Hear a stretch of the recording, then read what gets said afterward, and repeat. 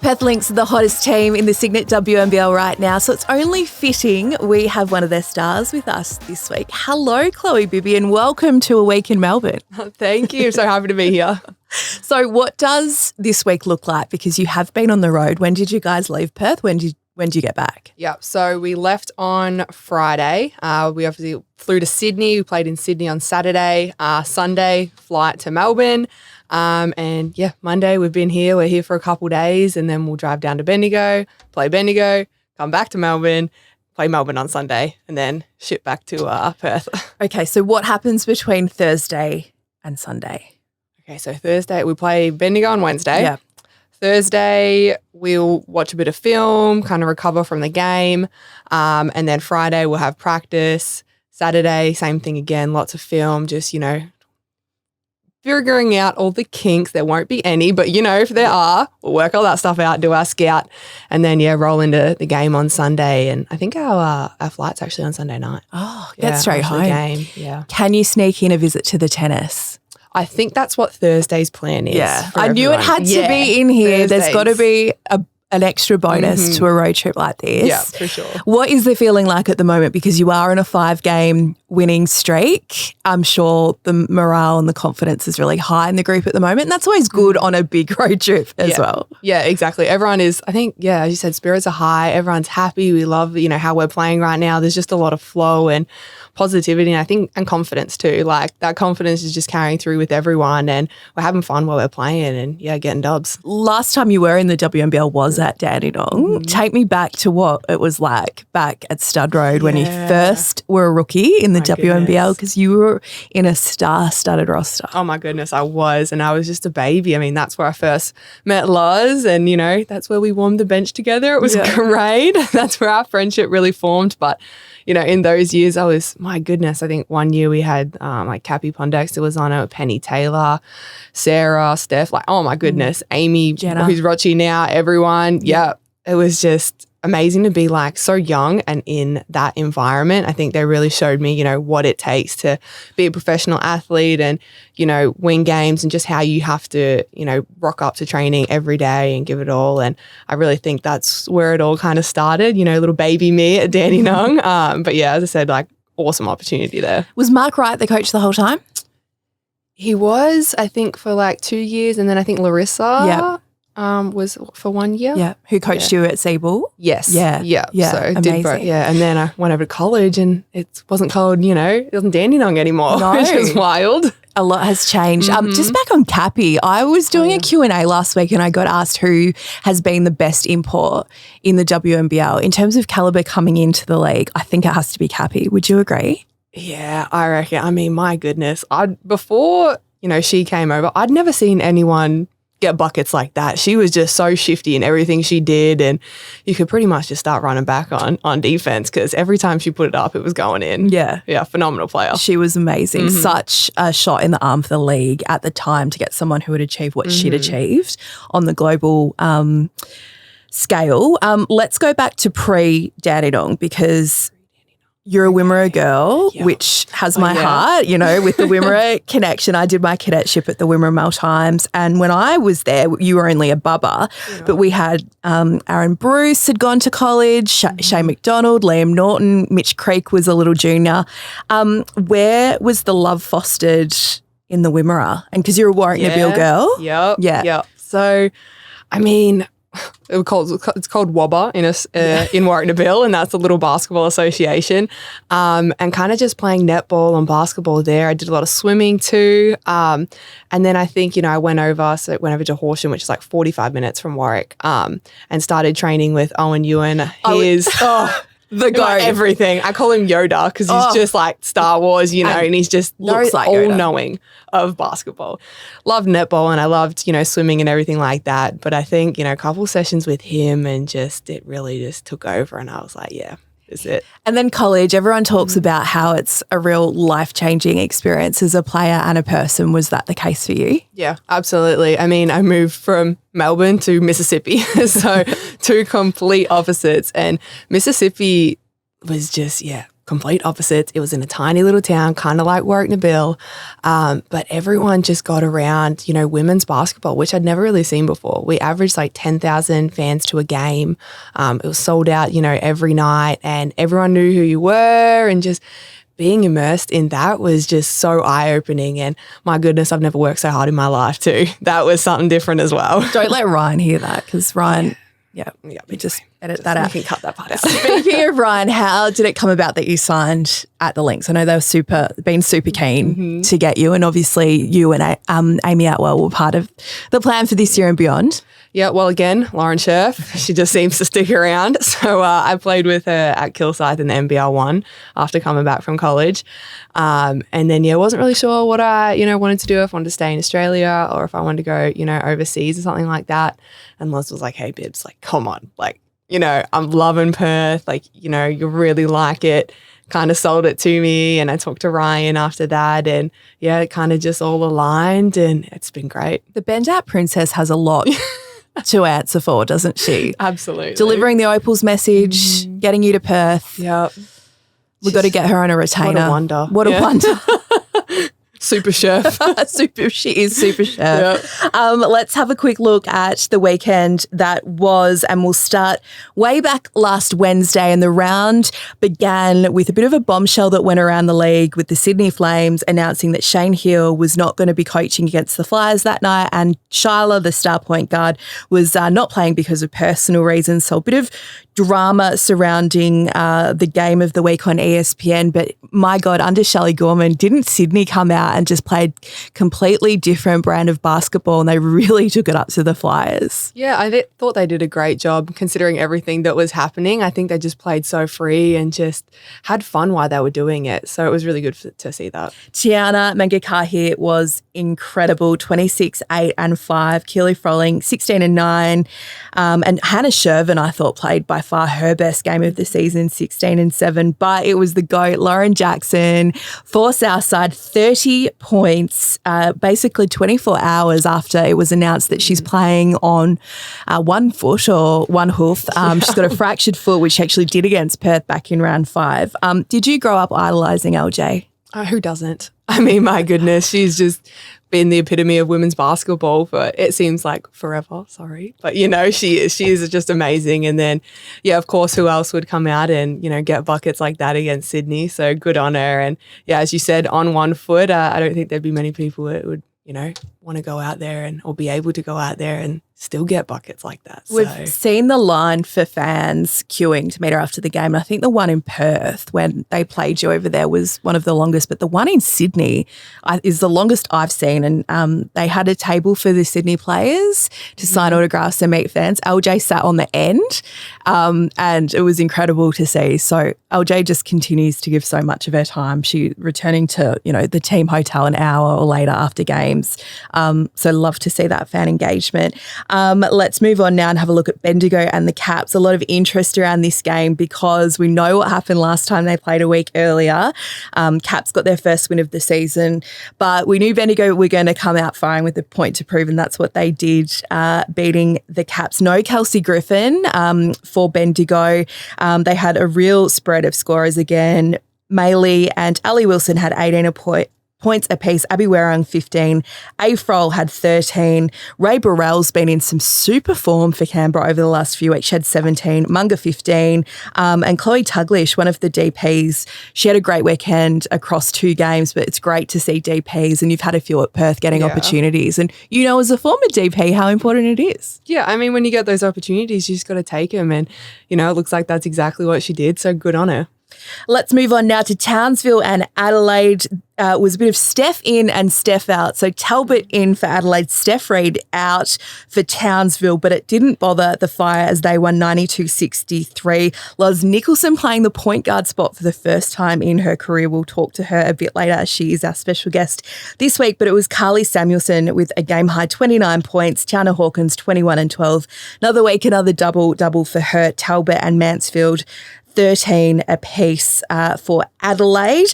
Adelaide have had a rough couple of weeks, haven't they? After a couple of good wins, they've had a rough couple of weeks. Yeah, they have. And hopefully they can get back on track. They've been a bit up and down because they certainly have the talent there. And, I think they've got all the pieces. It's just kind of making them gel together and work. And you're on Townsville's tail, literally, aren't you? You're chasing them. Yeah, we're right there. So I think after this long stint, over in Victoria, we got to fly back home and we'll play Townsville twice in, I think might be like 4 days or something, Oof. 4 or 5 days. So yeah, there'll be some big games for us for sure. Yeah, real finals ramifications for those ones. Let's talk about your Perth because you had a win over Sydney 87-68.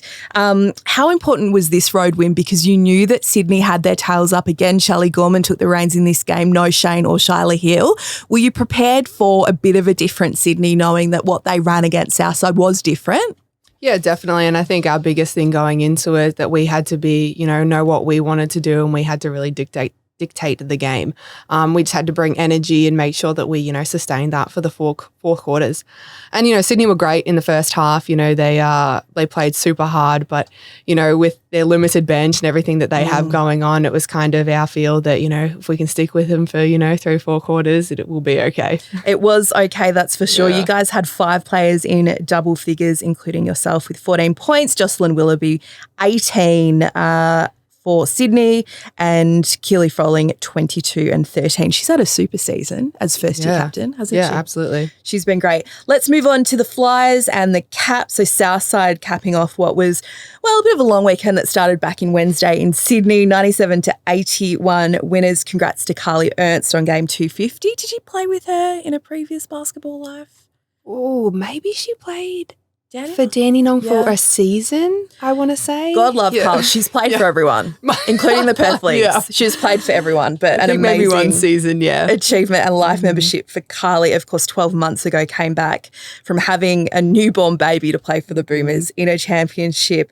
Maddie Rocci, 22 points. Kayla Thornton, 22 points. Swain, 14 for Southside. For Cap, sorry. Southside just continue to have a completely even spread, and it's a different player bobbing up on a different night. Yeah, and I think that's why they're so hard to guard. You don't know who it is. Anyone, any night could pop off for 30 if you let them. So that's why they're so tough. But you beat them, so. Well, yeah, we did. You did? Yep. Yeah, you did. And then let's finish off the round with a top 4 clash at the Boombox. Bendigo came from 15 down to beat the Boomers. No Kelsey Griffin again for Bendigo. Mia Murray was out for the Boomers. A real spread of contributors. For Bendigo, Annalise, 9th double-double of the season. We're great in the first half. Yeah. Alicia Froling great in the last quarter. But for me, it was Callie Wilson, 20 points, a great stat line. She's a marvel. 425 games now in this league. Amazing. I played with her for when it was called Siebel, before it was MVL 1. Before I went Knox? No, at Bendigo. Bendigo. She played like half a sort of season. Wow.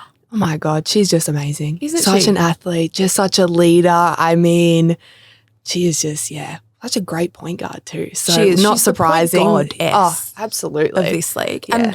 And broke the games record of Jess Bibby a couple of years ago. Comes back from having a bubba, first to 400, 425 not out. She could get to 500. Oh, easily. She will. She could just keep playing. She will. There's no dip at all. Yeah. We need to give thanks to Kelly Wilson each and every game. Yeah, a round of applause. For Melbourne, Kayla George, another big double-double. Kayla continuing a very epic season for the Boomers captain. Well, now on the WNBL show, it's time to catch up with this week's special guest. It's time to welcome one of our faves to the show as we go up to Townsville and welcome the captain of the Fire, Lauren Nicholson. Hello, Lozzie. Hello, thanks for having me. Hey, we had to get you on because Townsville are on fire, but I believe that at the weekend was the first game you've ever played point guard. Yeah, it was. In my whole 29 years of life, I think that was the first time ever. So, no, it was good. With Steph out, it was a different look for us, but I think we played well, which is positive signs for us if she can come back into our lineup soon. Yeah, you guys did play so well, and we know Steph's been having a great season. It was a bit of a match day call with her back. How were you guys able to change things and make some adjustments? And, did you know what to do in the one, Lozzie? Luckily that week I had been preparing for it a little bit. I'm still not sure I completely knew what to do. But, with Steph out, it just brings another opportunity to someone else. And I thought Courtney Woods was exceptional on the weekend. She came into our starting lineup and, played her role really well. And that's the beauty when one of your best players is out, someone else gets to step up. And I think she was awesome. Tell us about Courtney and Steph. They're kind of like your little sisters. I know you're so proud of them. Let's start with Steph in the Opal squad that was recently announced. You must be so pleased with her development since she joined the Fire. Yeah, I started with Steph at the Fire a couple of years ago, and her improvement just over the last couple of years has been amazing. She's put in the hard yards under Shannon, and he's kind of guided her to the point guard she is now, and I think that she makes a bigger stride every season, and it's really awesome to see her as a part of the Opals. She's going to be great for that program for the future. And then Courtney as well, she really is like a little sister. I've seen her develop, and she's definitely come a long way in the last couple of years, and I reckon she's one of the best offensive players going around, and I've said that for a long time, and I think slowly her defense has improved, and she's going to be a long-time player in the WNBL, and I think both of them have been tremendous for us this season. Absolutely. Let's talk about your imports, because it was very planned when Shannon went after what he was looking for to fill the import spots this season. And it's fair to say you got two absolute beauties in Carly Samuelson and Tiana Hawkins. And we saw that on show again at the weekend against Adelaide. Carly is a shooter.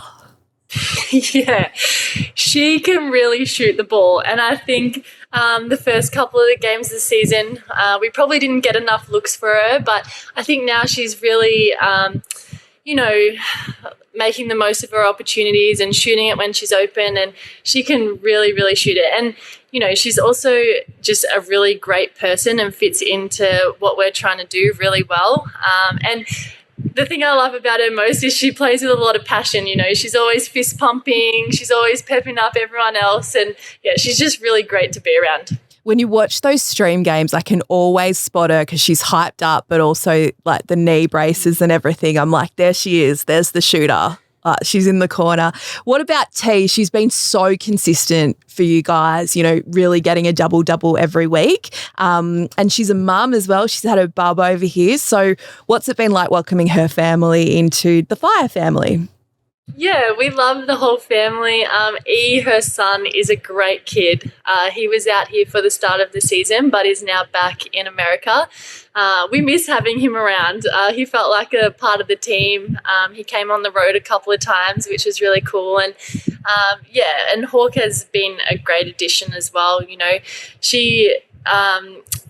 She's a great import. I think she's slid into our team really well, and she can play at both ends of the floor, which is what we really needed this season. And I think even after our game just the other day against Adelaide, I think that was probably the best game she's played all season. So it's really cool that she's getting better and better as well as the season's going on.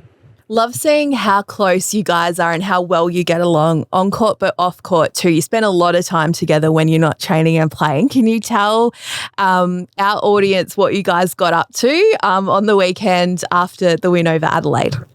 Yeah, yesterday there was probably half of us, or maybe about 7 or 8 of us, that went to the Great Barrier Reef. We took a 3-hour boat ride, which, to be honest, we all got a little bit seasick on the way, but it was well worth it once we were there. We went out, had a little bit of a snorkel. Some of the girls did a scuba dive as well, saw a shark.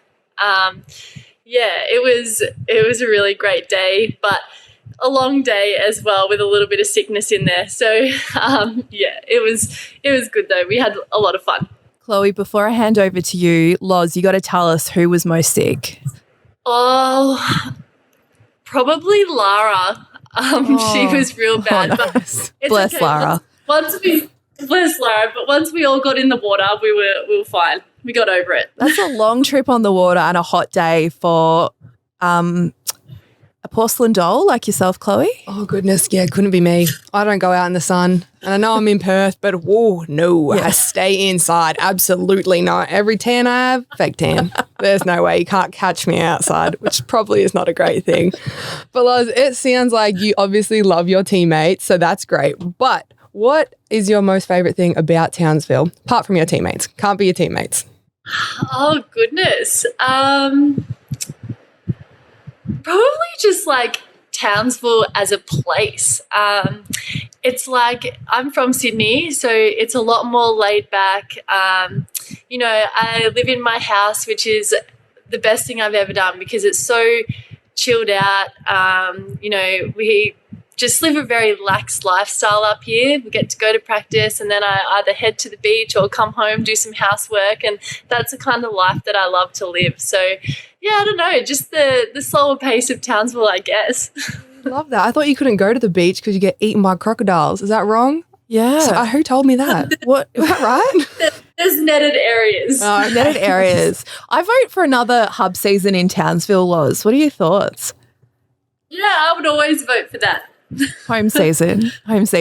Hey, the Opal squad was announced a week or so ago. Fabulous to see you in there. I want to ask you about your continued passion representing your country. You hadn't been in the Opals teams for the last few big tournaments, which I know has been a point of conjecture for a lot of people. But tell us about how it keeps burning in your belly, that desire to represent your country on the biggest stage, and particularly with, I can't believe it, an Olympics next year.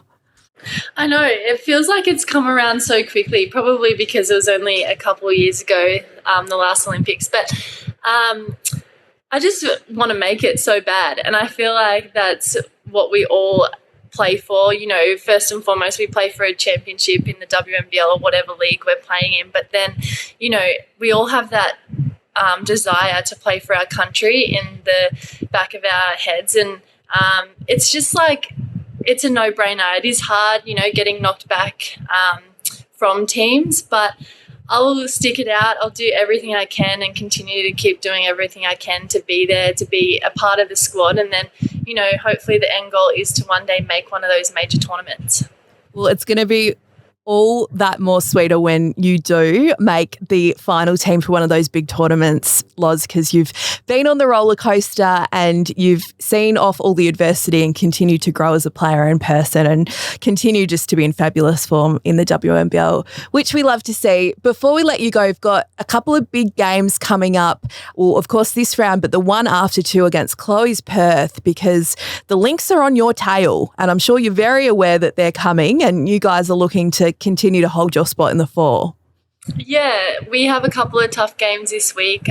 Canberra getting a lot better, so we need to get a win over them. But yeah, looking ahead, Perth are rolling right now, and we're just gonna have to, hopefully bring it when we come to Perth. It's a tough road trip, as is people coming to Townsville to play. So, it's going to be a battle, that's for sure. And they have, 6, 7, 8 players that are all playing really good basketball. It's going to be some great matchups. Of course, as you said, Loz, you got Canberra this week, but then very much looking forward to a couple of big games between Townsville and Perth. Thank you so much for giving us some time today. Always great to see and talk to you, and good luck to you and also the Fire for the rest of the season and hopefully playoffs as well. Thank you. Thank you for having me. All right, let's look ahead now to round 12 of the Signet WNBL. And Chloe Bibby, it involves your Perth Lynx in the game of the round on ESPN at 5:30. You're off to Red Energy Arena to take on the Bendigo Spirit. This is going to be a cracker. 2 teams in some hot form. What are you expecting from the Spirit? Yeah, they're just tough blue-collar team. Going in there that they're just going to work their tails off. So, we have to meet that level and sustain that and, just play the basketball that we've been playing. It's been working for us and we've been rolling, but you're definitely a tough team. Who are you going to match up on? I don't even know. Well, they are so different. Depends on Kelsey, if Kelsey plays. Yeah, everything is just, you don't know until, 30 minutes before the game. It's not even day before anymore. It's 30 minutes. You just got to roll with it, whatever happens. It's part of the excitement. So we're looking forward to that very much. Friday night, Jan 27, we've got Townsville and the UC Caps at the Entertainment Centre, as Lauren Nicholson mentioned earlier. Loving the crowds that they're getting at the Entertainment Centre. And have you played there this season? Yeah, we played there a couple of weeks ago and it was great. I mean, they're so lively no matter what is happening, and great crowds there. Yeah, Caps, they've still been improving. They got that win a few weeks ago. They've been putting up some decent scores. I felt for them against Bendigo. They came down with 3. They had 3 on the bench. So still been really hit with injuries. Hopefully Alex Bunton will be back soon because they don't have a big. Yeah. Pizzy's been doing really well in her absence, but they don't have a legit big. That's hard. It is. Pizzy's been doing great, as you said, but having Bunce back will definitely help for sure. Townsville have a stretch of games as well, which plays into why Steph Reid didn't play last round, a bit precautionary. So it'll be touch and go to see whether Steph Reid plays against the Caps, but hopefully we'll see her back soon. Let's move on to Saturday action. Now we've got the Adelaide Lightning hosting the Southside Flyers. Adelaide actually knocked off the Flyers in Adelaide earlier in the season. I don't think Southside had LJ or Thornton. So 2 big losses there, but also in round 1, Adelaide took it up to Southside. So they match up pretty well, but Adelaide have been on a bit of a losing run. Do you reckon that they can bounce back against Southside, or will the Flyers continue to fly? Nah, I mean, I have faith in Adelaide. Yep. I think they have all the pieces right there. And we've seen in earlier, previous rounds that they have got, Flyers. And I think, as you said, they match up well, but it's hard once Flyers get rolling and they hit a couple threes. It feels like they just don't stop. Yeah. So it would be a really good game. They've been doing it without Abby Bishop and Amy Rochi. So some players to come back into that side. Really looking forward to the matchup between Rochi and Mansfield. Oh, absolutely. That's going to be one to watch. Let's move on to a Super Sunday, starting with Sydney and Townsville. So the Flames and the Fire. It's the emoji game of just all the fire emojis. Kudos Bank Arena. Sydney, we know, had a lot of adversity last round in their double, but they put up some great fights against Southside and yourself. And then it's Townsville's second game of the weekend. Who wins this one? Oh, Townsville. Yeah, I'm going to go Townsville as well, but huge respect to Sydney, the way they've been playing the last couple of weeks.